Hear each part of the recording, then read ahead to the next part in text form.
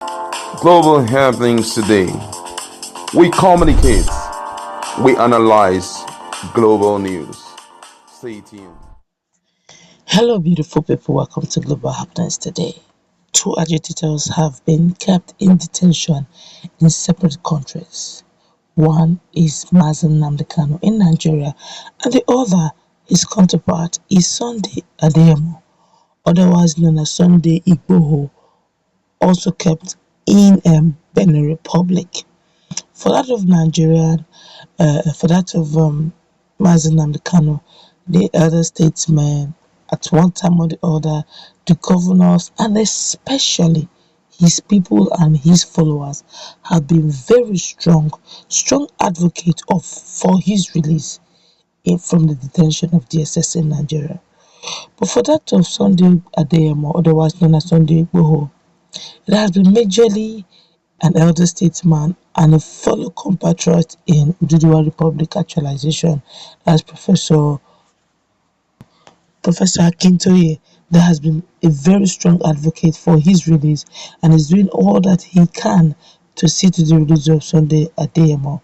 Otherwise, the politicians have been quite silent over his issue. Once or twice, Ogbekoyas, the Hunters Association in Southwest have shown very strong inclination and indication to free him either which way, even if it means through diabolical means. But that has not given much result, as others have been silently quiet over his matter. A lot of people assume that probably because he is in faraway Benin Republic, that's why it's not having much effect on his detention.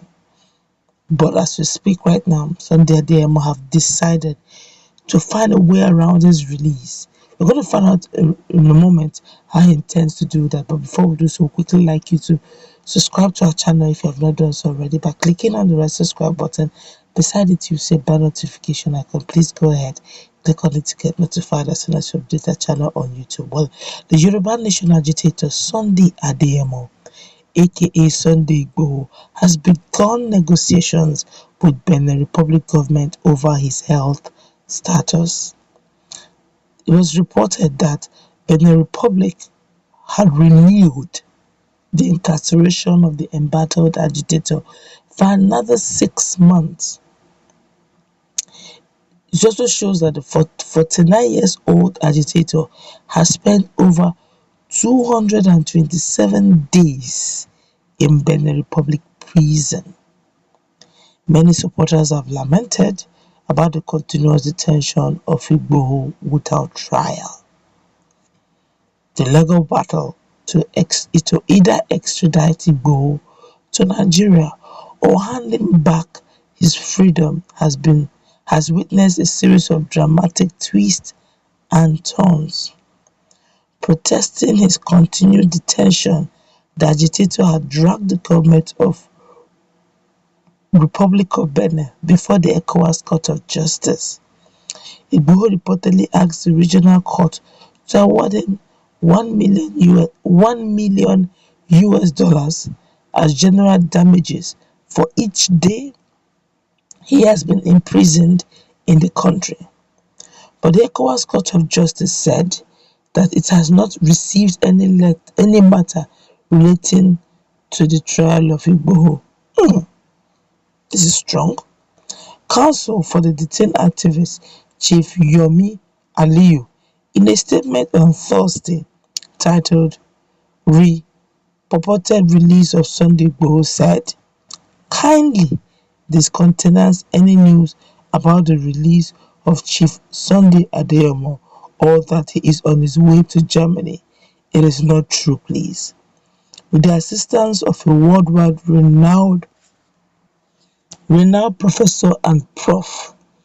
Akintoye and lawyers Falola and myself, we are negotiating for something more comfortable for him than prison to meet his health demand.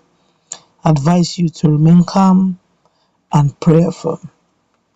This is really strong and sad. The fact that Sunday Igboho, who stood strongly for his people. Sunday Igboho suffered a lot. His house was boggled out sometime. One of his houses in Soka Ibadan was burnt down by unknown guys. A lot of people insinuated that it was a retaliation by the Fulani herdsmen over what he did in Igongo, Ibarakpa, in Oyo State. A lot of people have insinuated one or two other things, but in all, I don't think Sunday World really deserves this total neglect. If you watch, with due respect, others may say yes, this, that. If you watch very well, you can't totally ignore Mazi Nnamdi Kanu's case because there's a sit at home going on. Even if you want to ignore, the sit at home himself will not allow you to ignore. Because if you want to stop the sit at home, you will not remember what is really the root cause of this sit at home order that was initially initiated by IPB but later, stopped. But yet the sit at home continues. It's strictly because of Mazi Nnamdi Kanu. So the whole thing is, if you release Mazi Nnamdi Kanu, automatically the sit at home will stop. So you now see that one way or the other, the people have so wrapped Mazi Nnamdi Kanu's case in their daily life in Southeast that it may be difficult to ignore Mazi Nnamdi Kanu's case. All those release him, international court, all the Bruce Fein giving international dimension to it, and all the um, special counsel to Mazi Nnamdi Kanu and Law Ejimako also bringing Kenya into the matter. All these different legal luminaries trying to work everything just makes Mazi Nnamdi Kanu's case, it shoves into the faces of the federal government. Even though they are quiet about it, they're definitely not ignoring the implications. But Sunday Igboho has been given, yes, some lawyers, yes, yes, Professor Akintoye, yes, but this was a cause that was done for the people of Southwest. The generality of the people of Southwest, we call them Oduduwa Nation. I would have expected a bit more from the Yoruba nation people. Some of them will say, yes, they're working at the background.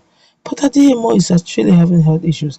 Now they're trying to work out a place where it's more comfortable for him on health grounds. Now that they're going to release him. Honestly, I feel so sorry for him that they would, if not for the likes of Professor Akintoye, who probably understand the dynamics of national agitation, others seemingly totally ignored him.